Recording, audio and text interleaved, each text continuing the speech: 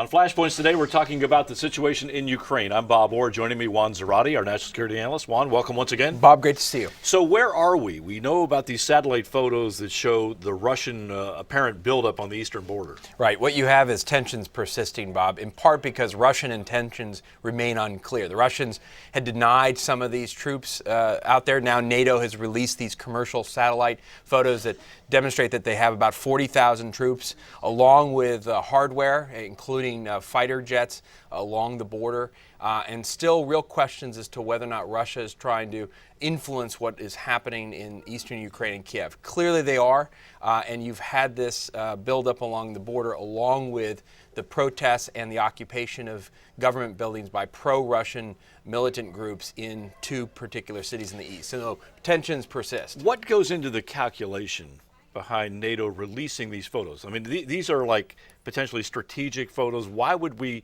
want the world to know what we're looking at? Well, there's an ongoing battle in the public and diplomatic space over the legitimacy of arguments and actions. And in part, the Russians have hidden behind a good bit of obfuscation, some would say lying, about what they've been doing and intending all along. Remember that President Putin actually said at one point that there were no Russian troops or presence in Crimea. That wasn't true, obviously.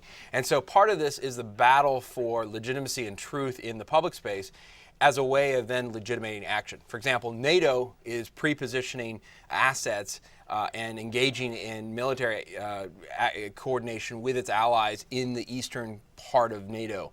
And in part, the Russians have said, look, that's causing tensions, that's causing problems. If you put troops close to the Russian border, that's going to be in violation of agreements. And so part of this is a tit for tat over the legitimacy of actions. And part of then these satellite photos is to say, look, Russia is causing this tension and they need to back off. Do we run the risk here on all sides that this kind of just escalates, maybe unintentionally escalates, and you start down a track and you can't reverse course? I mean, the Russians now are talking about building roads and things like that in the eastern part. Well, I think that's precisely the problem. And I think there's no question as to what Russia's trying to do here. They're obviously trying to influence what happens in the Ukraine, in particular in Kiev, as they talk about constitutional reform and the elections. And you've seen now this thematic debate over the future of the East and the South in the Ukraine as part of a federal system that gives them greater autonomy and freedom. And that's now the political debate within Ukraine as well. Part of this is Russia trying to retain influence in the Ukraine and trying to assure themselves that the Ukraine doesn't face west, doesn't become a part of the European Union, doesn't fall within the NATO orbit. Russia wants to retain influence and power in the Ukraine. That's bottom line.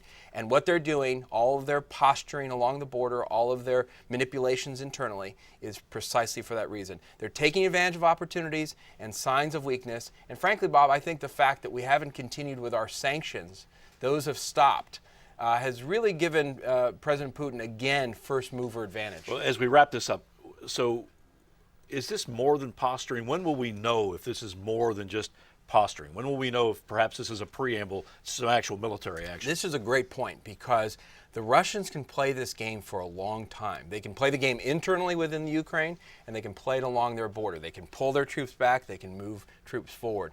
This is not going to end in the next week or two, Bob. I think this is a long-term issue. And Russia and President Putin in particular, I think, are masters at finding targets of opportunity. That opportunity may not be next week. It may be next month or next year. So this is a long-term issue for Russia and Russian influence. We've got to keep our eye on the ball and avoid any conflict in the near future. All right, Juan, thanks as always. Thank you, Bob. And thanks to you once again for watching Flashpoints. I'm Bob Orr. We'll see you next time.